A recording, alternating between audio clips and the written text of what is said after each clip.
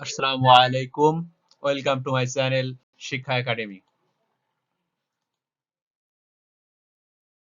Video সবার আগে পেতে এখনই সাবস্ক্রাইব করুন শিক্ষা একাডেমিতে। আজকে আমাদের আলোচ্য বিষয় বাংলাদেশ সংবিধান। বাংলাদেশের প্রত্যেকটা চাকরি পরীক্ষা, বিসিএস, ব্যাংক, অডিটর, প্রাইমারি সহ অন্যান্য সকল পরীক্ষায় সবচাইতে গুরুত্বপূর্ণ বিষয় বাংলাদেশ সংবিধান।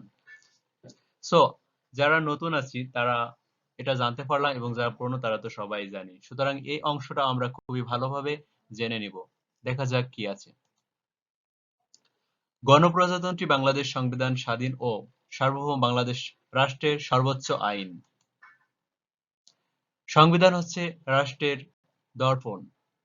একটা রাষ্ট্র কিভাবে পরিচালিত হবে তা নির্ভর করে সংবিধানের উপর। বাংলাদেশের সংবিধান একটি লিখিত দলিল। 1972 সালে 11 এপ্রিল গণপরিষদের প্রথম অধিবেশনে দ্বিতীয় দিনে 34 জন সদস্য নিয়ে খসড়া সংবিধান প্রণয়ন কমিটি গঠিত হয়। এর পূর্বে বঙ্গবন্ধু শেখ মুজিবুর রহমান 11 জানুয়ারি 1972 সালে অস্থায়ী সংবিধান আদেশ জারি করেন সংবিধান প্রণয়নের জন্য। আমাদের দেশের সংবিধান দুটো ভার্সনে রচিত, একটা বাংলা এবং ইংরেজি। যদি কখনো বাংলা এবং ইংরেজির ভিতরে দৃশ্যমান বিবাদ দেখা যায় সেক্ষেত্রে অবশ্যই বাংলাটা কে ফলো করতে হবে। সংবিধান প্রথমত ইংরেজি ভাষায় রচিত হয়েছিল, পরবর্তীতে বাংলায় অনুবাদ করা হয়। বাংলাদেশ সংবিধান প্রণয়ন কমিটির প্রধান বা স্থপতি বা রূপকার বা সভাপতি ছিলেন ডক্টর কামাল হোসেন। সংবিধান প্রণয়ন কমিটির একমাত্র বিরোধীদলীয় সদস্য ছিল সরঞ্জিত সেনগুপ্ত, তিনি ন্যাপের সদস্য ছিলেন, এবং একমাত্র নারী সদস্য হিসেবে ছিলেন রাজিয়া বানু।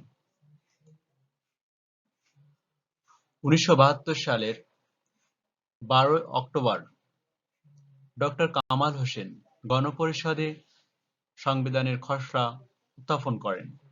4 নভেম্বর বাংলাদেশের জাতীয় সংসদে এ সংবিধান গৃহীত হয়। একই বছর 14 ডিসেম্বর বঙ্গবন্ধু শেখ মুজিবুর রহমান প্রতিরক্ষা মন্ত্রণালয়ের মন্ত্রী হিসেবে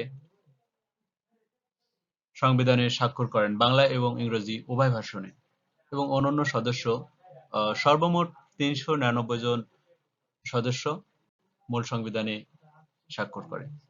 এবং একই বছরে বিজয় দিবস অর্থাৎ 16 ডিসেম্বর হতে এটা কার্যকর হয়, প্রবর্তিত হয়। তো তারা কিভাবে দেশ পরিচালনা করে, তাদের বিভিন্ন রুলস আছে বা প্রাচীন রীতিনীতি আছে বা ধর্মীয় গ্রন্থ অনুসারে দেশ পরিচালনা করে। যেরকম সৌদি আরব ধর্মগ্রন্থ অনুসারে দেশ পরিচালনা করে, অন্যদিকে ব্রিটেন তাদের ম্যাগনা কার্টা রয়েছে, তারপরে তাদের বিভিন্ন রুলিংস রয়েছে, সেগুলো দ্বারা দেশ পরিচালনা করে।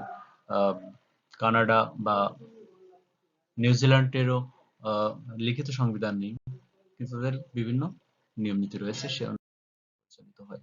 আমাদের পরবর্তী এপিসোড হবে পার্ট 2, সেখানে আমরা পরবর্তী অংশগুলো আলোচনা করব একে একে। কথা হবে পরবর্তী নতুন ভিডিওতে। দয়া করে লাইক, কমেন্ট, শেয়ার দিন, সাবস্ক্রাইব করে পাশে থাকুন।